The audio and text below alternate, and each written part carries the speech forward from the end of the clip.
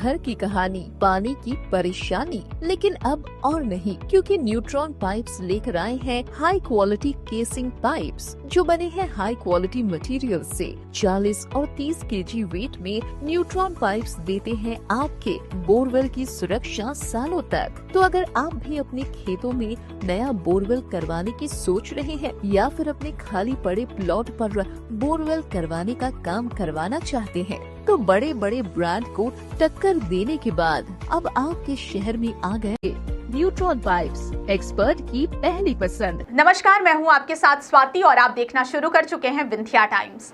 लोकतंत्र में जन सुनवाई का मतलब होता है जनता की समस्याओं का समाधान। लेकिन क्या वाकई ऐसा हो रहा है?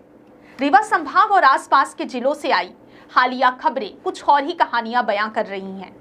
तहसील दर तहसील ग्रामीण इलाकों से आए लोग अपनी फरियाद लेकर कलेक्टर और कमिश्नर के दरवाजे पर दस्तक दे रहे हैं, लेकिन जमीनी स्तर पर परिणाम ढाक के तीन बात ही नजर आ रही हैं। आज हम बात करेंगे उन पीड़ितों की जिनकी सुनवाई कागजों में तो हुई, लेकिन हकीकत में वे आज भी न्याय के लिए भटक रहे हैं।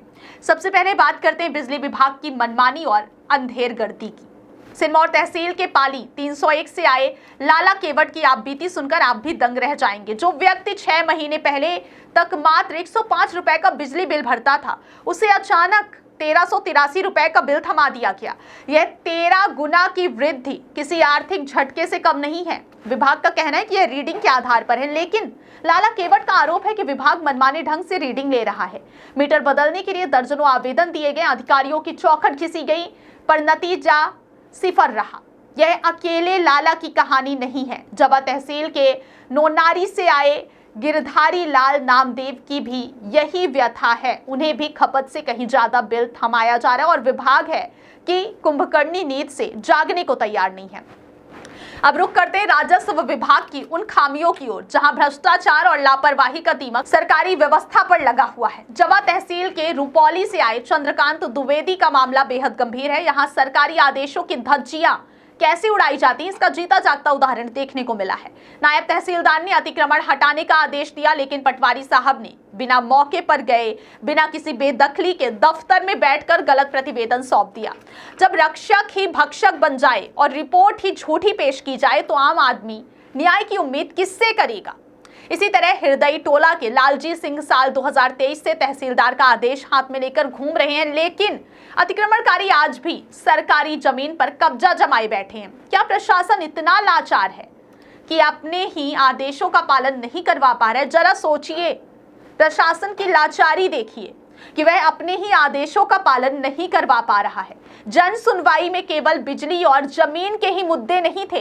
हुजूर तहसील के वार्ड 39 से आए एक रिटायर्ड चपरासी मनमोहन सिंह की कहानी सुनकर व्यवस्था पर शर्म आती है।